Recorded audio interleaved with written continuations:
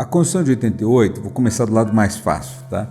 Ela, de fato, como você disse, ela fez coisas muito avançadas. Toda Constituição boa, ela projeta algo que a sociedade não é. Os direitos civis são respeitados para alguns e não para outros. A maioria pode uma porção de coisas, mas não pode tudo. Será que nós queremos ser a sociedade que foi representada nessa eleição ou não?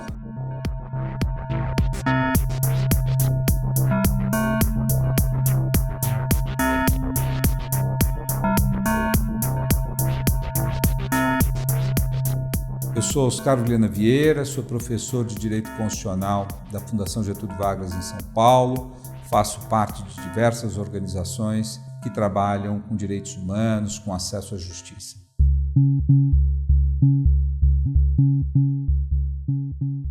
Essa é uma definição um pouco antropológica de Constituição, né? Porque o jurista vê a Constituição muito enquanto norma, né? E um pouco, acho que depois de 30 anos de olhar o fenômeno constitucional, de que ela depende muito mais de que as pessoas adiram a esse tipo de pacto, né? Então, na medida em que as pessoas estejam dispostas a viver em conformidade com aquelas regras da Constituição, é que ela se transforma de fato numa Constituição, né? Então é um fenômeno muito mais do que um fenômeno jurídico, ele é um fenômeno social, é um fenômeno político, né? Agora, existe um momento de nascimento desse pacto, né? E o momento brasileiro foi um momento de absoluta desconfiança. Nós temos que pensar que foi o final da transição política, né? Então havia ainda uma desconfiança entre as elites civis e as elites militares, elas não concordavam exatamente com o andamento desse pacto. Havia uma desconfiança muito grande entre os diversos atores do cenário político brasileiro, quer dizer, você tinha uma elite ainda desenvolvimentista, estatista, e uma outra elite que já tinha aderido a um discurso, vamos dizer, incipiente do neoliberalismo, mas do Estado mínimo, e esses grupos é que têm a missão de se constituir enquanto sociedade, né? E além do mais, você tinha a sociedade civil, que havia crescido imensamente durante o período da transição e que buscava colocar em prática esse projeto, vamos dizer, de justiça que ela almejava e pelo qual ele tinha lutado. Então é no confronto entre todas essas visões e a não existência de uma visão hegemônica que leva à criação dessa nossa Constituição. Eu tendo a chamá-lo de uma espécie de compromisso maximizador, ou seja, foi um momento onde, por não haver um consenso sobre que sociedade nós queríamos ver, ela juntou, em alguma medida, todas as partes das vontades que estavam ali presentes, né? Isso, sem dúvida nenhuma, é um problema, né? Porque administrar a vida social a partir de uma Constituição que não tem uma linha clara fica difícil. No entanto, eu acho que no nosso caso foi o melhor que nós poderíamos ter feito. Por quê? Porque não houve a sobreposição de uma ideia de sociedade sobre todas as outras. Nós fomos, ao longo desses 30 anos, articulando essa Constituição, né? E a democracia foi jogando, ora para um lado. Então, nós, com a eleição de Fernando Henrique, nós tivemos uma racionalização do Estado, uma reforma econômica, ela pendeu mais para uma sociedade liberal do ponto de vista econômico, mas sem deixar de ser liberal do ponto de vista dos costumes social. Você tem, no período Lula, uma Constituição que se verga um pouquinho mais para o lado social e, evidentemente, agora é o grande desafio. Será que nós queremos ser a sociedade que foi representada nessa eleição ou não? Essa foi uma eleição muito mais de negação a determinados valores e que nós vamos ter que calibrar ao longo do tempo.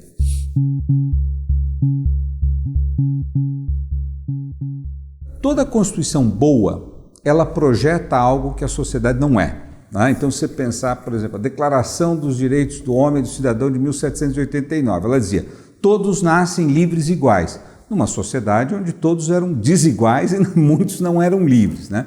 Então, sempre vai haver um hiato entre aquilo que a Constituição projeta e aquilo que a sociedade né? O importante que você está colocando é se a sociedade consegue caminhar em direção àquilo que ela se projeta, né? Ao meu ver, nós fizemos muitos avanços nesses 30 anos, né? Avanços onde? especialmente no campo dos costumes. Quer dizer, o Brasil, há 30 anos, era uma sociedade muito mais hierarquizada, onde a questão de gênero era suprimida do debate fundamental, onde a questão racial era negada, tá? Onde a questão das diversas escolhas de um indivíduo dentro de uma sociedade plural eram, em alguma medida, suprimidas. Então, me parece que esse é o campo onde a sociedade brasileira mais se adequou ao projeto constitucional, né? Nós somos uma sociedade mais tolerante, nós somos uma sociedade que reconhece mais a diferença, uma sociedade que incorpora mais. Evidente que isso não se dá em todos os planos, né? Evidente que há muito a se caminhar, né? Um segundo ponto, que eu acho que também é negligenciado, especialmente por parte do discurso mais neoliberal em relação à Constituição, que critica muito a Constituição, é a efetividade de algumas políticas públicas, né? Quer dizer, o Brasil, embora ele continue sendo um país muito desigual, né? E nesse ponto a Constituição, ao meu ver, foi onde ela mais fracassou, ela não conseguiu alterar profundamente o quadro da desigualdade brasileira, mas grande parte das pesquisas elas focam apenas na questão da renda, tá? E isso negligencia aqueles ganhos que foram decorrentes das políticas públicas. Então a pessoa pode continuar tendo uma renda baixa, mas ela passou a ser, vamos dizer, merecedora de serviços de saúde que antes ela não tinha, né? Nós temos que pensar que o pacto constitucional anterior, do período Vargas até a Constituição de 88, era um pacto muito excludente. Você tinha direito ao médico, à previdência, assistência, se você fizesse parte de uma corporação. A Constituição universaliza isso. Então, especialmente, direito à educação, direito à saúde, direito à assistência social, eu acho que nós caminhamos muito, né? Por que se caminhamos bastante no campo dos costumes, se caminhamos de maneira razoável no campo dos direitos sociais, o que não funcionou, né? Ao meu ver, porque nós temos uma máquina de sugar e de concentrar riquezas, que também é, em alguma medida, decorrente da Constituição. O sistema tributário brasileiro é altamente concentrador, né? O último relatório da Receita, por exemplo, sobre o 1% mais rico, quer dizer, mesmo entre os mais ricos, quanto mais rico você for, menos você paga. Você tem um sistema muito focado nos tributos que são chamados indiretos, no ICMS, que são aqueles que não reconhecem a diferença do seu contribuinte. Então, e depois temos uma máquina de distribuição de riqueza por intermédio do BNDES, por intermédio de isenções fiscais, que fez com que tudo que era distribuído de um lado era concentrado de outro. Então o Brasil melhorou muito, mas ele continuou profundamente desigual. Então, nesse sentido é que me parece que a Constituição ela se realizou em grande medida de um lado, de outro lado ela também se realizou, mas perversamente isso mina o projeto de uma sociedade mais justa, igual e solidária, que é o grande objetivo da Constituição.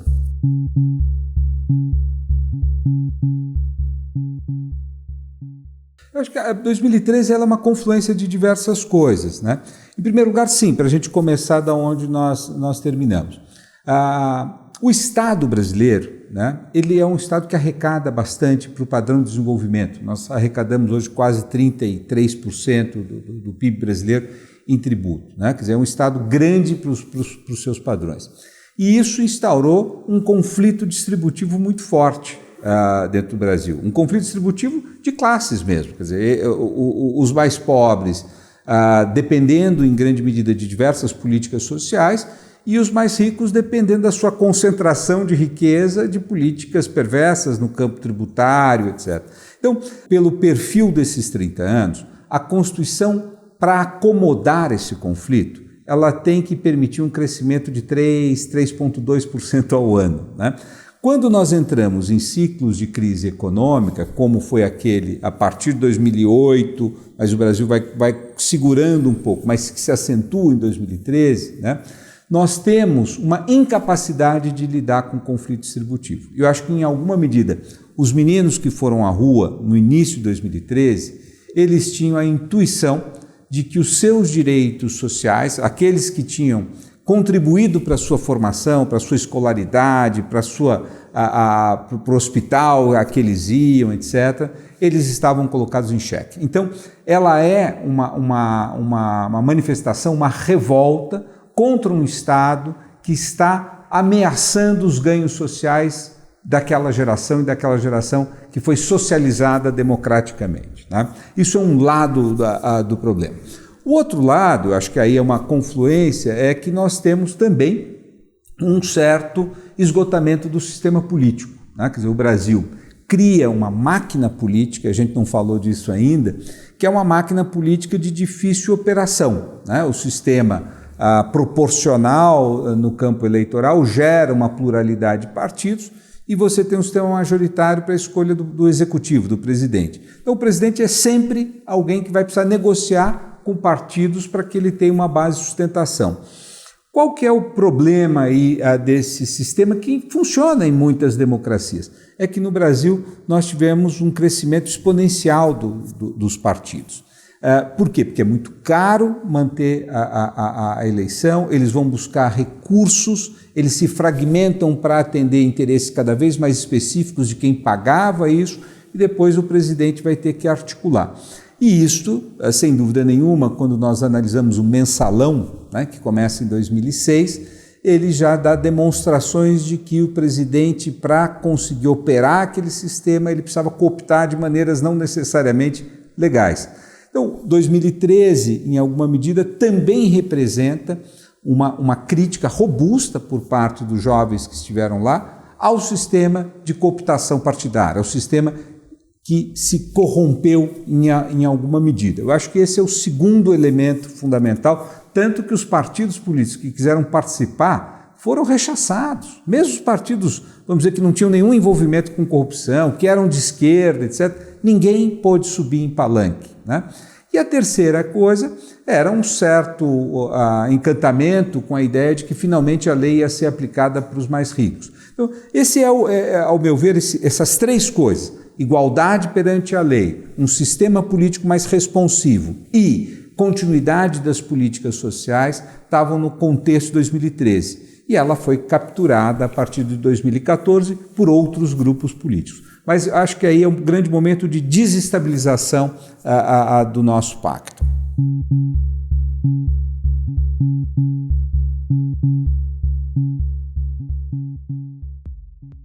De fato, quer dizer, o Estado brasileiro ele tem o tamanho, né, do ponto de vista do quanto ele tira do mercado, que é semelhante a países desenvolvidos. Ele é maior do que países em igual grau de desenvolvimento do Brasil. O que pode ser interpretado como algo errado, especialmente pelas pessoas que têm uma visão mais liberal, né, ou como uma possibilidade de distribuição e de desenvolvimento do Estado, tem um papel de desenvolvimento maior. Então vai depender realmente de que lado você se coloca desse debate, né?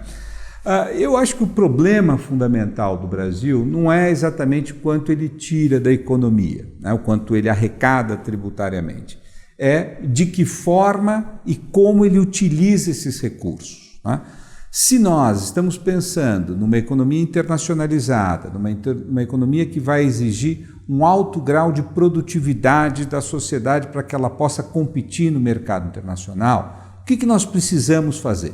Nós precisamos investir pesadamente em formar a cidadania brasileira, os trabalhadores brasileiros, em dar condições culturais para que as pessoas possam operar nesse novo mundo que é um mundo absolutamente internacionalizado. O Brasil faz isso? Não, ele faz isso muito mal, tá?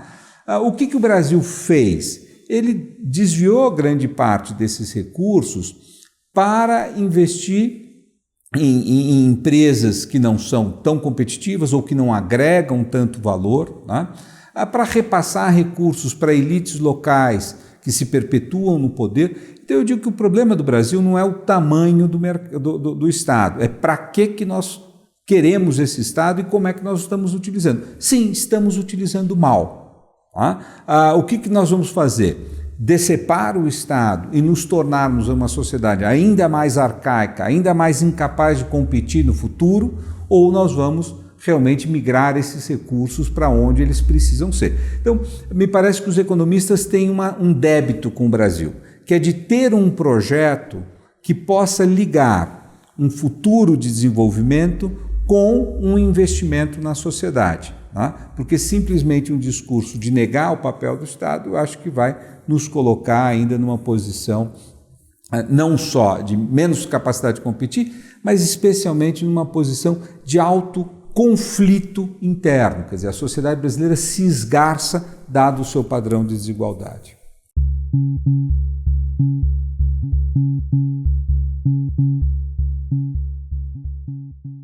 Olha, eu tenho a impressão que não, né? Veja, eu sempre penso, Paula, nos direitos. Vamos começar pelos direitos civis. Não há sociedade onde não haja direitos civis e outra onde eles sempre são respeitados. Os direitos civis são respeitados para alguns e não para outros. Né? Então, evidentemente, nós ampliamos o núcleo de pessoas que estão sendo beneficiárias dos direitos civis no Brasil, isso foi muito importante. Nós reconhecemos temas específicos, né? Então a questão racial, a questão de gênero, né? Nós reconhecemos também a questão, por exemplo, de deficientes. Então o Brasil melhorou muito do ponto de vista do reconhecimento, mas a estrutura da desigualdade é tão profunda no Brasil que muitas pessoas não têm como operacionalizar esses direitos a seus favores. Então, se nós formos pensar a questão racial, que se tornou uma questão reconhecida e forte, robusta, mas para aquele jovem negro que está na periferia e que entra em confronto com a polícia, não necessariamente isso será reconhecido. Então, eu diria que nós avançamos, mas que a desigualdade profunda, abissal, ela continua mantendo largos setores da sociedade à margem de um usufruto desses direitos. Né? Então, esse é o problema que me parece ser central na sociedade brasileira. Então, nesse sentido, se consolidou para alguns, acho que nós não teremos, será muito difícil recuar em relação a esse, mas nós não conseguimos incluir toda a sociedade brasileira dentro do quadro de respeito aos direitos.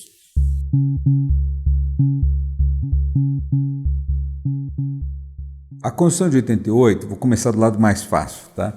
Ela, de fato, como você disse, ela fez coisas muito avançadas, né?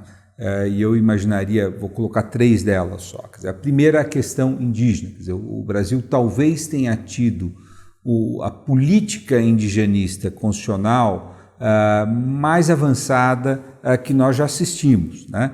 Isso se deu, sobretudo, pela tentativa de você preservar as regiões para que as próprias comunidades indígenas pudessem fazer as suas opções, tomar os seus cursos históricos, a sua cultura, né? Outros países, como os Estados Unidos, devastaram tudo isso, tá? E a Constituição, ela garantiu isso. Muito se fez em termos de reconhecimento territorial, tá? As demarcações, e com isso você conseguiu a preservação, né? E essa é uma política consistente um pouco com a própria percepção do Rondon, que era um militar, né, que achava que tinha que haver essa proteção, que os brancos não deveriam interferir na cultura indigenista. Veja, isto, sem dúvida nenhuma, se tornou parte do nosso patrimônio cultural daqueles que estão longe das comunidades indígenas. Então, em São Paulo, há um consenso de que isso é uma boa política, no Rio há um consenso de que isso é uma boa política. Aqueles que têm conflito distributivo com as comunidades indígenas, ou seja, que estão nas franjas dessas zonas demarcadas, que querem expandir as fronteiras agrícolas, não aceitaram. Então, é isso que eu estou falando, que há uma certa complexidade. Quer dizer, em alguns centros, e o centro do poder no Brasil, isso estava muito claro de que nós deveríamos preservar, nós incorporamos isso ao nosso patrimônio, no entanto, lá na franja houve uma tensão. Com a mudança do poder, né, provavelmente enfraqueçam essas políticas que foram estabelecidas nos últimos anos, né? E a fronteira agrícola brasileira é vendida como o grande processo de salvação nacional. Então, evidentemente, isso deve ser derrotado, né? Mas, para continuar, a transformação realmente de uma legislação, de uma promessa de legislação em cultura, em norma social, onde as pessoas obedeçam independentemente de estar escrito na lei. Eu acho que essa é a sua preocupação, né? Quer dizer, quando você fala todos são iguais perante a lei, quando é que nós vamos acabar com a manifestação de você sabe com quem você está falando, né? Veja o seu lugar, você não entende o seu lugar, cada macaco no seu galho, né? Que são essas formas. Ao meu ver, a escola cumpre primeiro um papel fundamental, né? Quer dizer, a escola ela tem que ser um mecanismo de estabelecimento de padrões de igualdade, de reconhecimento do outro enquanto sujeito de direito, né? E aí nós temos um problema, porque a escola privada no Brasil ela cumpre uma função que é a inversa dessa, né? Quer dizer, aqueles que vão para a escola privada, que vão depois se transformar nas elites do país, se veem como diferentes, né? Eles não têm a presença do Brasil dentro da escola, eles não sabem lidar com a alteridade, com o outro, né? Então, o Brasil sempre terá dificuldades. Eu acho que esse elo, vamos dizer, essa estrutura profundamente desigual, ela dificulta muito nós introjetarmos dentro do nosso processo de socialização o elemento essencial da democracia e do Estado de Direito, que é o reconhecimento do outro enquanto sujeito e merecedor de consideração, de igual respeito e consideração. Isso o Brasil tem tido uma enorme dificuldade de mudar, especialmente porque as estruturas de desigualdade têm sido mantidas ao longo do tempo.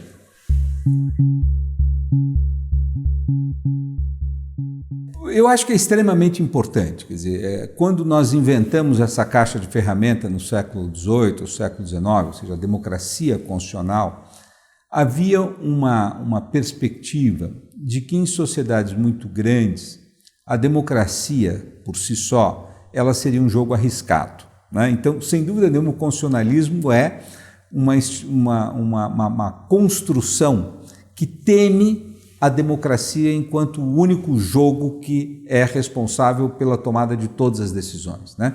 Porque se a democracia, tal como nós pensamos na sua origem, na Grécia, ou em pequenos cantões suíços, ela é uma democracia entre pessoas que se conheciam, que faziam parte de uma mesma comunidade, e, além do mais, ela era extremamente excludente, quer dizer, era um grupo muito pequeno. Você imagina, tomar um país como a França, né, um país como o Brasil, como os Estados Unidos, países enormes, então nós tivemos que criar a democracia representativa, né? E aí é que surge a desconfiança. Eu vou transferir todos os poderes para essas pessoas que eu estou autorizando exercerem o governo em meu nome, né? Então, o que se cria? Você cria anteparos, mecanismos pelos quais eu transfiro o poder, mas eu dito até onde eles podem ir. Daí que vem uma carta de direitos. Eu transfiro o poder ao parlamento e diz, olha, mas não pode criar pena de morte, não pode criar um processo de discriminação racial, não pode criar uma série de coisas. E eu também distribuo esse poder, tá? Quer dizer, eu crio o poder legislativo, que é para ser antagônico mesmo, né? Eu crio o poder judiciário, que tem que pôr limites ao executivo. Então, toda vamos dizer, a arquitetura constitucional, acho a única passagem que eu gostaria de chamar a atenção no livro, que é do Madison, é o seguinte, olha, se os homens fossem anjos, desnecessários seriam os governos. Se os homens fossem governados por anjos, desnecessários seriam a separação de poderes, né? Como as pessoas não são anjos, os governantes não são anjos, é necessário que nós tomemos, né, essa arquitetura constitucional como um mecanismo de contraposição, tá? Então, nós tivemos a eleição de um presidente com uma maioria um pouco mais do que 50%, portanto, bastante contestável do sentido de que ele representa toda a nação, representa os ideais. Não, ele representa de um determinado grupo. Bom, e ele vai ter poder para fazer várias coisas. Agora, eu tenho que ter mecanismos de contraposição, né? Ao longo desses 25 anos, Paula, eu acho que nós amadurecemos muito nisso, né? O judiciário foi se fortalecendo cada vez mais. O Ministério Público, que não está exatamente nessa estrutura de separação de poderes, mas também teve um papel extremamente positivo. O legislativo brasileiro, ele parece ser um mufuá de confusão, mas ele exerce também essa função, né? E isso é positivo. Quer dizer, o governo não é uma máquina nascida para ser responsiva à vontade do presidente. O presidente puxa determinadas agendas, tenta coordenar determinadas mudanças, mas os outros poderes têm sim a necessidade de se contrapor, de limitar. Para quê? Para que os direitos das pessoas, as liberdades das pessoas, os projetos das pessoas não fiquem à mercê da vontade do presidente da República.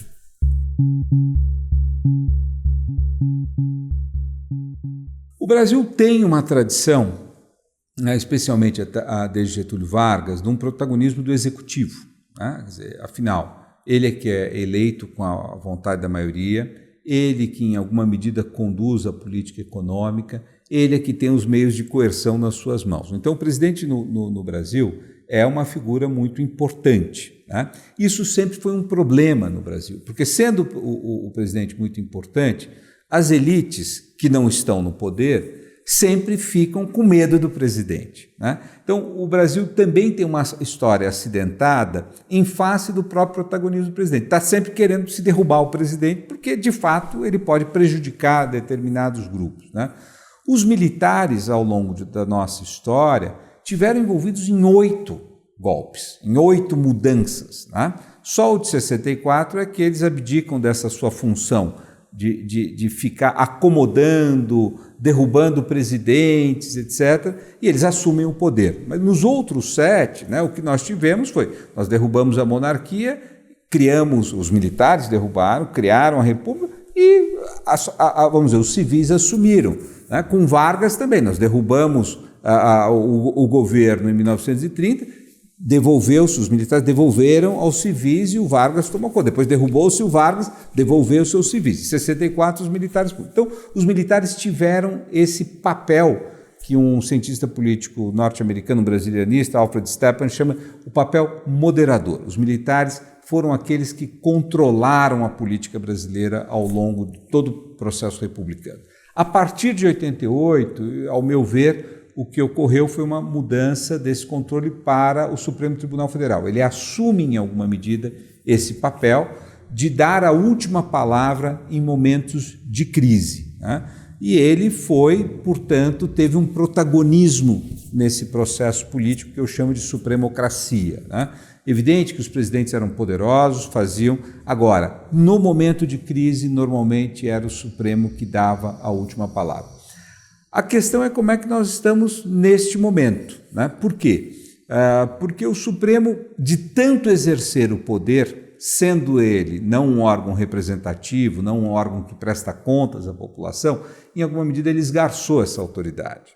Além do mais, há um problema interno, que me parece extremamente perverso, de que o Supremo ele pulverizou a sua jurisdição, o que significa que muitas decisões deixaram de ser tomadas pelo plenário do Supremo, passaram a ser tomadas por cada um dos seus ministros. Isso esgarçou a autoridade do Supremo. O Supremo passou a ser objeto de críticas, eventualmente por decisões que não tinham sido tomadas pelo Supremo, mas por um dos ministros. Então, esse momento onde o sistema partidário brasileiro se dissolve, onde o Supremo tem esgarçado a sua autoridade, nós, infelizmente, vimos uma ascensão novamente dos militares enquanto agentes políticos. Eu acho que aquele Twitter famoso do ministro Vilas Boas sobre o julgamento do recurso do julgamento do presidente Lula, onde ele espera que um desfecho se dê, e evidentemente quando alguém armado sugere alguma coisa, não é só uma sugestão, é uma ameaça. Então nós tivemos aí um retorno dos militares ao cenário político, e evidente isso se dá no entorno, com a intervenção federal no Rio de Janeiro, com a militarização de diversas secretarias de segurança, agora a própria Secretaria Nacional de Segurança é ocupada por um general. Então, eu acho que nós estamos assistindo aí nessa crise do próprio sistema político, em alguma medida também um abalo na autoridade do judiciário, uma ascensão dos militares que é, em alguma medida, a tradição brasileira. Isso é muito ruim, quer dizer, isso, de fato, amesquinha, é uma regressão do nosso processo de evolução democrática. A democracia, num país tão desigual como o brasileiro, ela sempre está em risco, né? Porque ela, de fato, não se realiza para a totalidade da população. Então, eu acho que isso é um pressuposto que nós temos que ter clareza. A democracia no Brasil nunca esteve consolidada no sentido de que ela universaliza os seus benefícios a todos os membros da comunidade, tá? Agora, a democracia política no Brasil, ela era dada como muito fortalecida ao longo, pelo menos, de 25 anos após a Constituição de 88. Por quê? Porque nós tivemos alternância no poder, com liberdade de expressão, com liberdade partidária, né? E com a solução dos conflitos por intermédio das regras constitucionais. Quando eu falo da presença muito proeminente do Supremo, significa, em alguma medida, que nós não acessamos atores externos ao campo político para resolver os problemas, né? Então, nós estávamos muito confortáveis com essa democracia política, ainda que parcial, não para todos, tá? E, a partir de 2013, me parece que muitas dessas instituições passaram a usar suas prerrogativas, os seus poderes, de uma maneira razoavelmente exorbitante, né? Sempre é uma questão, onde é que isso começou? Para alguns começou com a corrupção partidária, quer dizer, uma forma de fraude democrática. Outros começou com a exorbitação do poder judiciário, uma forma contundente de interferir na política. Mas o que me parece é que nós entramos aí, através dessas jogadas duras que foram se generalizando, criamos um ciclo de retaliação dessas jogadas duras, onde a institucionalidade brasileira recuou, quer dizer, ela perdeu qualidade. Qual que é a questão, vamos dizer, o lado otimista da minha leitura do Brasil? Apesar de tudo isso, apesar de termos uma desigualdade deprimente, né? Apesar de nós termos padrões de violência muito altos, apesar do nosso sistema político partidário ter se degradado tão rapidamente, apesar do Poder Judiciário ter perdido muita confiança nos últimos anos, e agora a jogada mais pesada, apesar dos militares terem ocupado mais proeminência do que é esperado num jogo democrático, ainda assim nós continuamos jogando as regras do jogo. Quer dizer, é como se o jogo tivesse perdido muita qualidade. Eu acho que perdeu muita qualidade, mas o fato de nós estarmos ainda jogando, termos feito uma eleição dura, o resultado ser um resultado, de certa forma, inesperado, heterodoxo, vamos dizer assim. Não eram os partidos dominantes desse cenário político que venceram. E a sociedade brasileira estar acatando esse resultado, né? Ainda aqueles que achem esse resultado deplorável, né? Isso significa um certo amadurecimento democrático, né? E eu acho que isso é positivo. A questão é como é que estas elites que chegaram ao poder vão se desempenhar. Se elas serão responsáveis o suficiente de jogar o jogo que os outros estão jogando, né? Daí a gente volta à questão constitucional. A Constituição é preservada quando todos os jogadores relevantes estejam dispostos a cumprir as suas regras.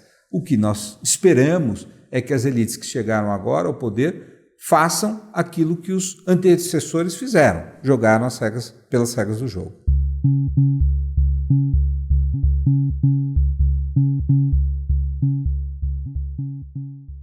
Como eu estava falando, nós tivemos 8 intervenções militares de 1889 a 1964. Ou seja, as crises políticas brasileiras, normalmente elas foram resolvidas com uma participação muito intensa dos militares, tá?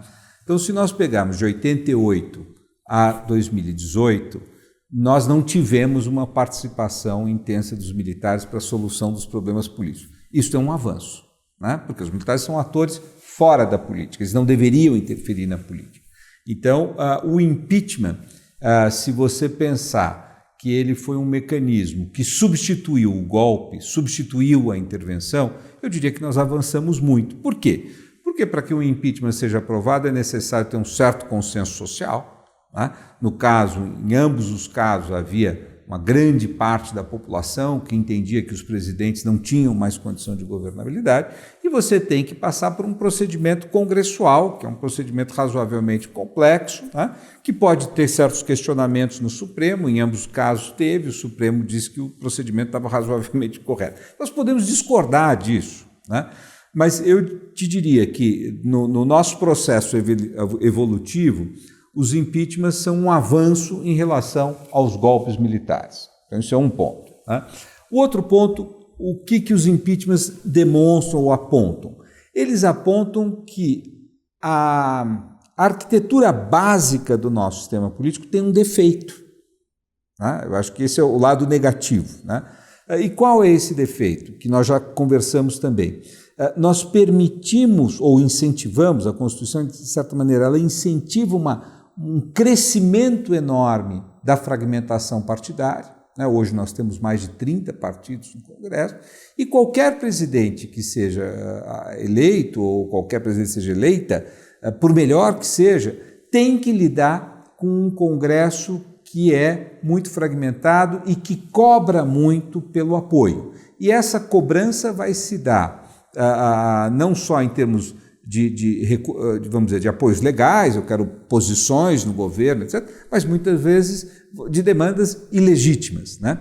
E essas, Paula, eu acho que esse é o grande problema, essas coalizões são muito heterogêneas, né? Então você tinha no governo Dilma, por exemplo, isso ficava mais claro, você tinha a extrema-direita em alguns ministérios e a extrema-esquerda em outros, né? Então é muito frágil, o presidente fica muito fragilizado nessas circunstâncias, né? E isto leva que quando ele declina muito fortemente a sua popularidade, ele fica vulnerável ao Congresso. Se isso coincidir, como aconteceu com a Dilma, de um cataclismo, ou seja, a economia despenca, o escândalo de corrupção cresce, evidente que ela ficou altamente vulnerável. Então eu acho que sim, se nós não quisermos seguir tendo impeachment sistematicamente, nós vamos precisar reduzir o número de partidos no Brasil. Há uma série de ferramentas para isso, desde a cláusula de barreira até a alteração do sistema eleitoral. Mas sem que nós façamos isso, dificilmente nós estabilizaremos e daremos tranquilidade para o país se autogovernar.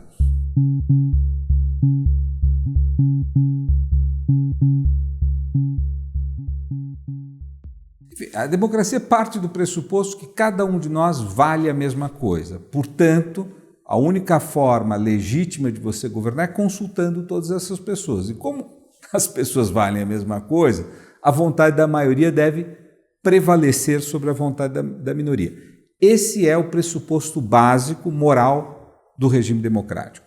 No entanto, as democracias, nós aprendemos isso ao longo da história, elas têm pressupostos, não é qualquer vontade da maioria, né? Para que possa haver esse processo de escolha majoritária, é necessário que você tenha liberdade de expressão, é necessário que você tenha liberdade de associação, é necessário que os partidos sejam livres, é necessário até para que você seja um bom eleitor, que você seja bem educado, então você tem que ter direito à educação, você tem que ter uma condição mínima de estabilidade financeira para que você possa escolher, então você precisa ter, vamos dizer, o que o Roosevelt chamava de liberdade econômica, né? Você precisa ter... Veja, são pressupostos da democracia. Então, como é que eu vejo essa equação que você fala? Quer dizer, a maioria pode tudo ou não? A maioria pode uma série de coisas, e a democracia precisa disso, precisa mudar de rumo, precisa se adaptar, porque o mundo muda, né? No entanto, a maioria não pode, e aí é para isso que serve a Constituição, ela não pode pôr em xeque, ameaçar os pressupostos do jogo democrático, né? Então, se a maioria quiser acabar com a liberdade de expressão, não pode, porque isso colocaria em risco a própria continuidade da democracia. Se ela quiser criar regras que discriminem, ou seja, que criem cidadãos de primeira e segunda classe, ela não pode, porque ela ameaçaria a própria existência da democracia. Então, a maioria pode uma porção de coisas, mas não pode tudo. Especialmente, ela não pode furtar as novas gerações do direito de ter a possibilidade de viver democraticamente.